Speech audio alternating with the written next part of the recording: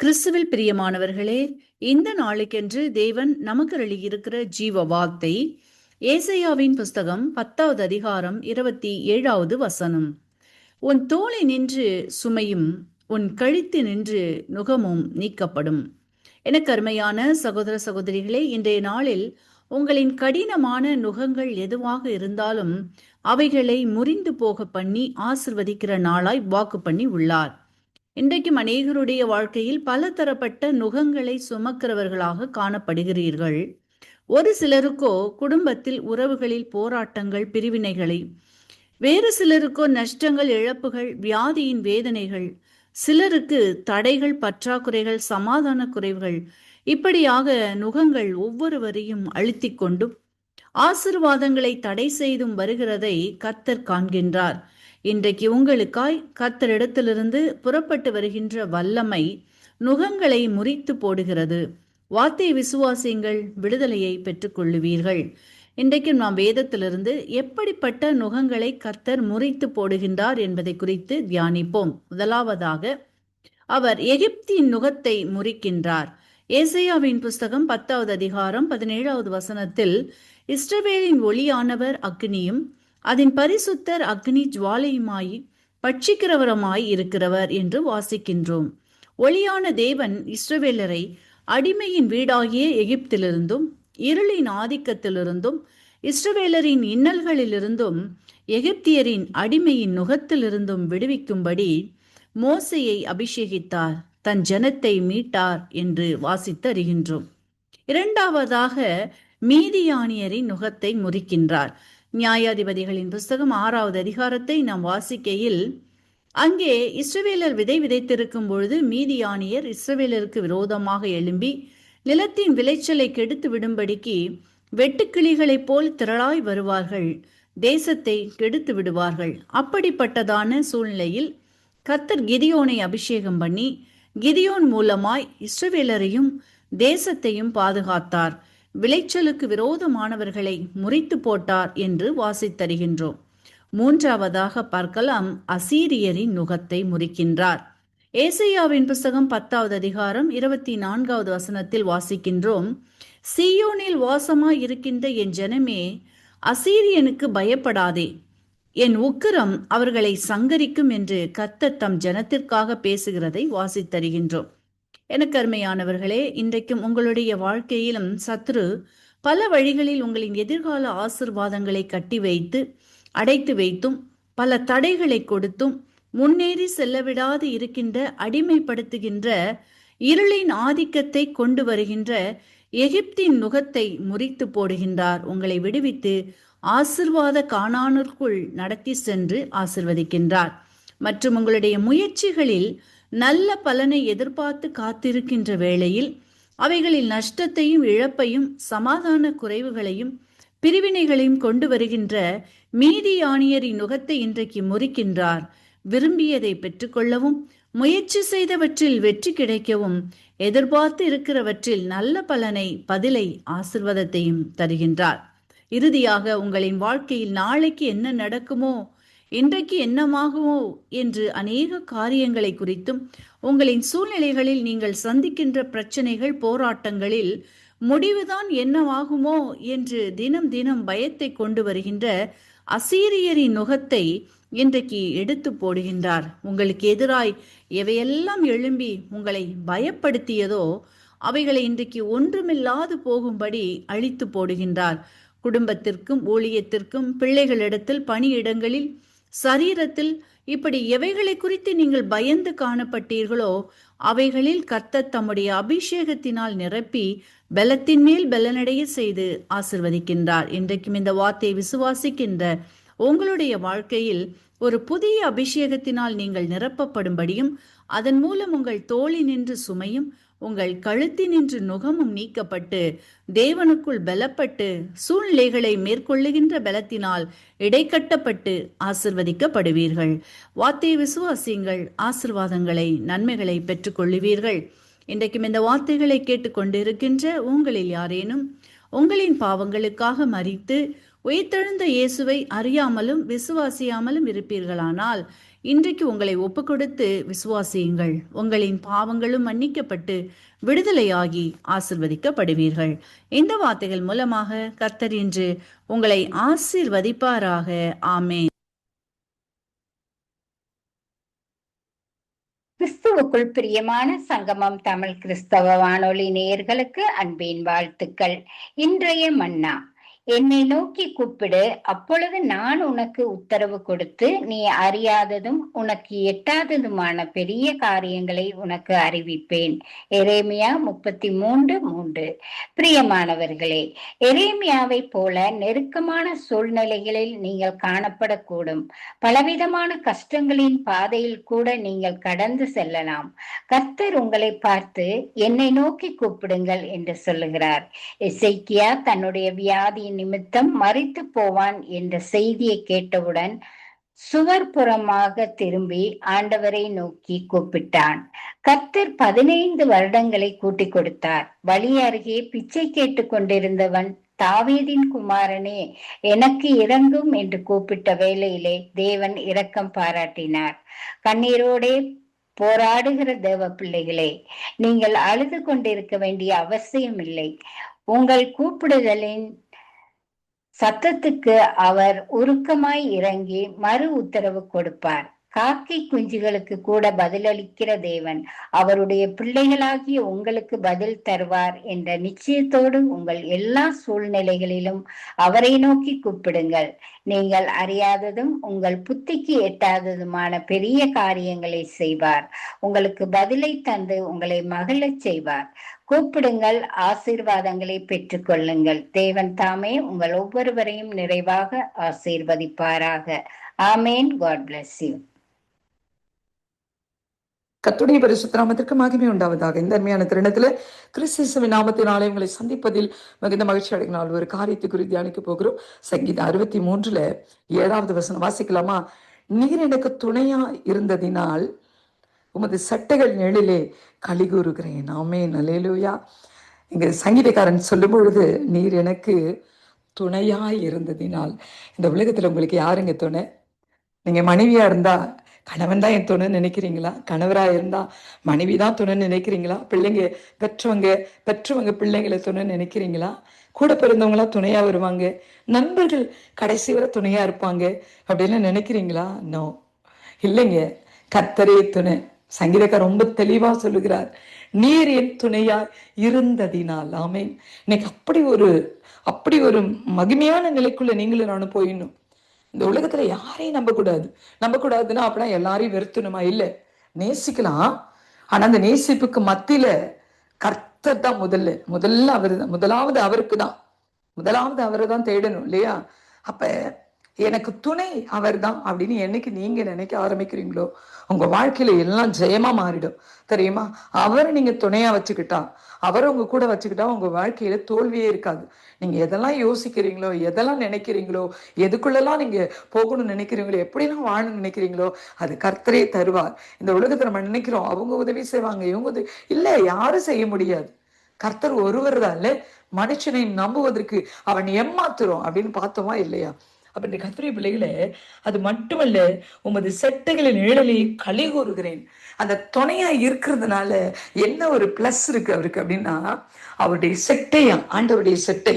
இப்ப பறவைக்கு 2 பக்கமும் விங்ஸ் இருக்கு இல்லையா? அதுதான் செட்டை. அதுல இருந்து ஒண்ணு எடுத்துட்டோம், அதுதான் சிறகு இல்லையா? அவர் சிறகுல சொல்லல, செட்டை இல்லையா? 2 பக்கமும் விங்ஸ்ல சொல்றாரு, அந்த செட்டை நிழல நான் களி கூறுகிறேன் அப்படின்னு. என்னங்க, அது அப்படியே விரிந்திருக்கிறது. அந்த நிழல்ல அவர் அப்படியே நின்று அமர்ந்து படுத்து தூங்கி எழுந்து அவர் காரியங்களை நடப்பித்து கொண்டிருக்கிறார். ஆமென். அப்ப நீங்களும் நானும் அப்படி ஒரு வாழ்க்கை வாழணுமா இல்லையா? இல்ல, இந்த உலகத்தின் செட்டையில நம்ம ஒளிய இடமே கிடையாது. இந்த உலகத்தின் செட்டை எப்படி இருக்கும்னு சொல்லட்டுமா? அது துரோகம் நிறைந்தது, நம்பிக்கை துரோகம் நிறைந்தது, அவமானம் நிறைந்தது, துர்குணங்கள் நிறைந்தது, கடுஞ்சொற்கள் நிறைந்தது, கண்ணிகள் நிறைந்தது, மனுஷனை விழுங்குகிற அந்த காரியங்கள் நிறைந்தது. இந்த உலகத்தின் செட்டை அப்படிதான். பொறாமைகள் நிறைந்தது, எரிச்சல் நிறைந்தது, எல்லாம் அப்படிதான். இந்த உலகத்தின் செட்டை அதுதான். அது தெரியாம தான் நெல்லா இருக்கு அப்படின்னு போய் நின்னுறோம் பாருங்க. அது இல்லை. ஆனா எந்த நிழலுக்குள்ள நீங்களும் நானும் வரணும் தெரியுமா? அவருடைய செட்டை. ஆமென். இது எப்படிம்மா கண்டுபிடிக்கிறது அப்படின்னா, ஜெபம் பண்ணா போதும். அந்த செட்டை கொஞ்சம் கொஞ்சமா விரிந்து உங்க மேல வந்துடும். நீங்க எங்க இருக்கீங்களோ அங்க நிழல் உங்களை தேடி வரும். பெரும்பாலும் மனுஷங்க நிழலை தேடிதான் போவாங்க. ஆனா தெய்வீக செட்டை எப்படி தெரியுங்களா? நீங்க எங்க இருக்கீங்களோ அங்க நிழல் உங்களை தேடி வரும். அல்லேலூயா! எவ்வளவு ஆச்சரியமானது இல்லை? அப்ப இந்த உலகத்தின் செட்டைக்குள்ள தற்காலிகமான ஆறுதலுக்கும் தற்காலிகமான ஒரு ஜெயத்துக்கும் ஓடி ஒளிஞ்சு கொள்ளாதீங்க. நீங்க தஞ்சம் புக வேண்டியது ஏசப்பா கிட்டதான். இந்த உலகத்துல யாரையும் நம்பாதீங்க. அவர்கிட்ட ஓடி வந்துருங்க. அவர் செட்டிகளை நீங்க புகுந்து கொள்ளுங்க. நீங்க சொல்லுங்க, அப்பா நான் இதுவரை நம்பி ஏமாந்ததெல்லாம் போதும், என்னை யாரையும் நம்ப மாட்டேன். நீங்க தான் எனக்கு எல்லாமே, நீங்க தான் எனக்கு எல்லாமே, நீங்க தான் எனக்கு துணை அப்படின்னு சொல்லி நீங்க நிற்கும் பொழுது உங்களை நோக்கி அந்த செட்டை வரும், அந்த நிழல் வரும், உங்களை பாதுகாக்கும். உங்க மரண பரியந்தம், மரணத்துக்கு பின்பும் அவர் உங்களை பாதுகாக்க வல்லவர். விசுவாசிக்கிறீங்களா? இதை தெய்வ பிள்ளைகளை கவலைப்படாம இருங்க. நீங்க அழுது கொண்டு இருக்க வேண்டாம். நீங்க தெய்வ சமூகத்துல ஒரு வேலை விட்டு தூரமா போயிருந்தா கூட திரும்ப உங்களை கர்த்தர் அழைக்கிறார். எனக்கு இயேசுவை தெரியும், எனக்கு பாடல்கள்லாம் தெரியும், ஜெபம் கூட தெரியும், நான் இதுவரை இயேசு கிட்ட வந்ததில்லை அப்படின்னா இன்றைக்கு இந்த சத்தியம் உங்களை இயேசுவண்டை இழுத்து கொண்டு வரட்டும். ஒருவேளை எனக்கு நான் நல்ல ஆண்டவருக்குள்ள இருந்தேன், ஆனா பாவம் செய்தேன், ஏதோ ஒரு காரியம் என்னை கர்த்தரை விட்டு தூரமா பிரிச்சு இருக்குது, பரவாயில்ல, செட்டை கீழே ஓடி வந்துருங்க. அவர் எப்பொழுது உங்களுக்காக காத்து கிடக்கிறார். அந்த செட்டை உங்க பின்னாடியே டிராவல் பண்ணிட்டே தான் இருக்கு. உங்களை நிழலாய் பாதுகாக்குது, தொடர்ந்து உங்க கூட டிராவல் பண்ணுது. நீங்க நின்னா போதும், நீங்க ஜெபிச்சா போதும், நீங்க அவரை நோக்கி பார்த்து நீங்க மட்டும் போதும்பா, நீங்க எனக்கு துணையா இருங்கன்னு சொன்னா போதும், அது உங்களை காத்துக்கொள்ளும். ஆமே, உங்களை மட்டும் இல்லை, உங்க பிள்ளைகளை தலைமுறையே அது காத்துக்கொள்ளும். அதனால இந்த சத்தியம் உங்களுக்கு மிகுந்த பிரயோஜனமா இருந்திருக்கு நான் விசுவாசிக்கிறேன். தாவீதை போல அவர் சமூகத்துல மறைந்து கொள்ளலாம். ஜெபிக்கலாமா? நல்ல தெய்வமே, இந்த நாளில் இந்த சத்தியத்தை கேட்கிற ஒவ்வொரு பிள்ளைகள் மேலும் உங்க செட்டை விரிந்திருப்பதாகப்பா. ஆண்டவரே, நீங்க துணையா இருந்து பிள்ளைகளை நீங்க பாதுகாத்துக் கொள்ளுங்க. எந்த சூழ்நிலையில இருந்தாலும், எவ்வளவு கண்ணீரோடு, வேதனையோடு, ஏமாற்றத்தோடு, அவமானத்தோடு, ஆண்டவரே எல்லாவற்றையும் சகித்து, ஆண்டவரே போதும் அப்படின்னு மனநிலையோடு இருக்கிற பிள்ளைகளை கர்த்தர் நீங்க தாங்கணும் ஐயா, தாங்கணும். நீங்க தாங்கணும். பிள்ளைகளுக்கு நீங்க துணையா இருக்கணும், பிள்ளைகளுக்கு நீங்க செட்டையா இருக்கணும், அந்த செட்டை பிள்ளைகளுக்கு நிழலா இருக்கணும். பிள்ளைகளை நீங்க காத்து கொண்டு வழி நடத்துங்கப்பா. உங்க பாதத்துல அர்ப்பணிக்கிறோம். தொடர்ந்து நடத்துங்க, காத்துக்கொள்ளுங்க. கிறிஸ்து நாமத்தில் இதை கேட்க போகிற பிள்ளைகள் ஆசீர்வதியும். கிறிஸ்து நாமத்தில் பிதாவே, ஆமென். God bless you all. கர்த்தராகிய இயேசு கிறிஸ்துவின் இனிய நாமத்தில் இந்த காலை வேளையிலே உங்கள் ஒவ்வொருவரையும் நான் வாழ்த்துவதில் நான் மிக்க மகிழ்ச்சி அடைகிறேன். இன்றைய நாட்களிலும் 26ஆம் தேதி மே மாதம் 2026ஆம் ஆண்டு செவ்வாய்க்கிழமை, இந்த காலை வேளையிலும் நம்முடைய தேவனாகிய கர்த்தர் நமக்கு கொடுக்கிற ஒரு அருமையான ஒரு வாக்குத்தத்தம், தானியேலின் புஸ்தகம் 4வது அதிகாரம் 32வது வசனத்தை இந்த நாட்களிலே வாசிக்க கேட்போமா இருந்தால், மனுஷர் நின்று தள்ளப்படுவாய், வெளியின் மிருகங்களோடு சஞ்சரிப்பாய், மாடுகளைப் போல் புல்லை மேய்வாய், இப்படியே உன்னதமானவர் மனுஷனுடைய ராஜ்யத்தில் ஆளுகை செய்து தமக்கு சித்தமானவனுக்கு அதை கொடுக்கிறார் என்று நீ அறிந்து கொள்ளும் மட்டும் 7 காலங்கள் உன்மேல் கடந்து போகும் என்று உனக்கு சொல்லப்படுகிறது என்றார் என்று சொல்லி இந்த நாட்களில், இந்த வார்த்தை இந்த நாட்களில் சொல்லுகிறதை பார்க்கிறோம். அருமையான கர்த்தருடைய பிள்ளைகளை, உன்னதமானவர் மனுஷனுடைய ராஜ்யத்தில் ஆளுகை செய்து தமக்கு சித்தமானவனுக்கு அதை இந்த நாட்களிலே கொடுக்கிறார் என்று சொல்லி இந்த நாட்களிலே நாங்கள் பார்க்கிறோம். அன்பு பிள்ளைகளே, அருமை பிள்ளைகளே, நம்முடைய தேவனாகிய கர்த்தர் தமக்கு சித்தமானவனுக்கு தன்னுடைய காரியங்களை இந்த நாட்களிலே கொடுக்கிறதை பார்க்கிறோம். கர்த்தருடைய வேதம் இந்த நாட்களை நமக்கு தெளிவாக சொல்லுகிறது. அவருக்கு சித்தமானால் அவர் தன்னை வெளிப்படுத்த யாருக்கு சித்தமாக இருப்பாரோ அவருக்கு வெளிப்படுத்துவார்கள் என்று சொல்லி இந்த நாட்களை பார்க்கிறோம். அருமையான அன்பு பிள்ளைகளே, அப்படியானால் தேவனுடைய சித்தம் இந்த நாட்களிலே எப்படியாக இருக்கிறது என்பதைத்தான் இன்றைக்கு நாங்கள் அறிந்து கொள்ள வேண்டும். வேதம் நமக்கு தெளிவாக சொல்லுகிறது. என் ஆண்டவராகிய இயேசு கிறிஸ்து இந்த பூமியிலே வாழ்ந்த காலத்திலே அவர் சொன்னார், நான் பிதாவுடைய சித்தத்தை செய்யும்படியாகத்தான் இந்த பூமிக்கு அனுப்பப்பட்டேன் என்று சொல்லி இந்த நாட்களிலே சொன்னார். அப்படியானால் அவர் சொல்லுகிறார் இந்த நாட்களிலே பாருங்கள், தன்னுடைய சீசர்களுக்கு ஜெபத்திலே அதை கற்றுக் கொடுக்கிறார். பரலோகத்திலே பிதாவுடைய சித்தம் இந்த பூமியிலே செய்யப்பட வேண்டும் என்பதைத்தான் இந்த நாட்களிலே விரும்புகிறார். அப்படியானால் பரலோகத்திலே பிதாவாகிய தேவன் இந்த பூமியை குறித்து என்ன திட்டங்கள் வைத்திருக்கிறார், இந்த மனுஷர்களை குறித்து, இந்த மனுஷனுடைய நிலைப்பாடுகளை குறித்து என்ன திட்டங்கள், என்ன சித்தங்கள் வைத்திருக்கிறார் என்பதை முதலாவதாக இன்றைக்கு நாங்கள் அறிந்திருக்க வேண்டும். இன்றைக்கு மனுஷனுடைய சித்தமோ, மனுஷனுடைய திட்டமோ, மனிதனுடைய நினைவுகளோ பரலோக ராஜ்யத்தை இந்த நாட்களை சுதந்திரித்துக் கொள்ள முடியாது.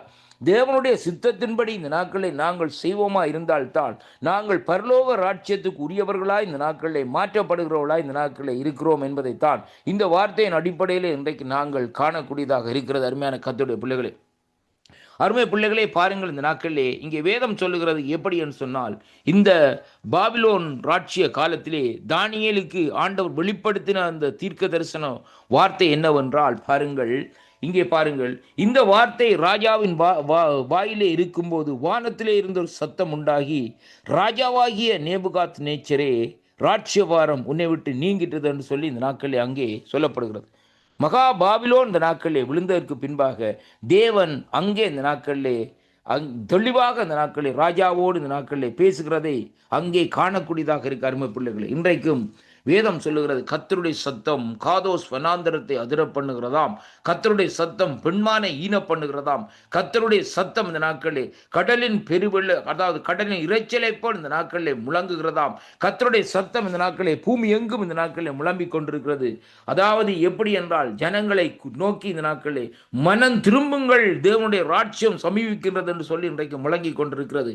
ஆனாலும் இந்த நாட்களிலே அநேகர் மந்த காதுகள் உள்ளவர்களாய், மந்த புத்தி உள்ளவர்களாய் இந்த நாட்களிலே அந்த ஜீவனுள்ள தேவன் கொடுக்கிற இந்த அருமையான ஒரு சந்தர்ப்பத்தை, அருமையான தருணத்தை இந்த நாட்களிலே அவர்கள் விட்டு விலகி இந்த நாட்களிலே தேவனுக்கு பிரியமில்லாதபடி நடந்து தங்களுடைய வாழ்க்கையை இந்த நாட்களிலே அங்கே அழித்துக் கொள்ளுகிறதை காணக்கூடியதாக இருக்க. அருமையான கர்த்தருடைய பிள்ளைகளே, வேதம் இந்த நாட்களை நமக்கு சொல்லுகிறது, உன்னதமானவர் மனுஷனுடைய ராஜ்யத்தை ஆளுகை செய்து தமக்கு சித்தமானவனுக்கு அதை கொடுக்கிறார் என்றால், அப்படியானால் தேவன் மனுஷனுடைய ராஜ்யத்திலே ஆளுகை செய்கிறது மட்டுமல்ல, அவர் தனக்கு சித்தமானவனுக்கு இந்த ராஜ்யத்தை இந்த நாட்களிலே கொடுக்கிறதை அங்கே காணக்கூடியதாக இருக்கிறது. அப்படியானால் தேவனுடைய ராஜ்யம் இந்த பூமியிலே இந்த நாட்களிலே செய்யப்பட்டு கொண்டிருக்கிறதை பார்க்கிறோம்.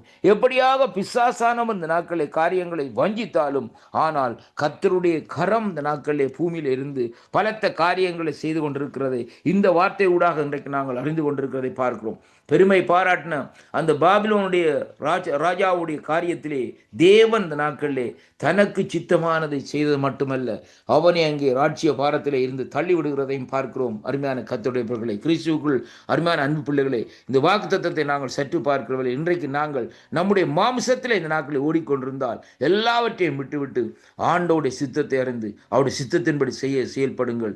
கர்த்தர் உங்களை நிலைப்படுத்தி நடத்துவார். கர்த்தர் தாமே உங்களை நிறைவாக ஆசீர்வதிப்பாராக. ஆமீன், ஆமீன், ஆமீன், ஆமீன். அருமையானவர்களே, இதுவரை நேரமும் நாங்கள் ஜீவ மன்னா ஊழியர் சௌரி ஐரீன் அவர்கள் இலங்கை மண்ணிலிருந்து அனுப்பி தந்தார்.